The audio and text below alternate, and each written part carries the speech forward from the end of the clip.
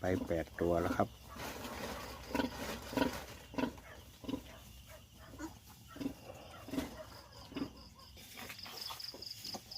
10 ตัวแล้วครับ1 ชั่วโมงผ่านไปอ้าวเร็วสู้กันอ้าวเพื่อความอยู่รอดเอาครับ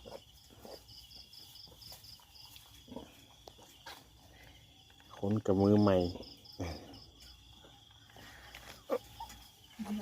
รับอยู่รับให้ลูกเขารับแล้วล่ะมือใหม่สันโจจ้าครับเขาเอามาละเขาเอามาแย่งเลยลูกแย่งเลยครับ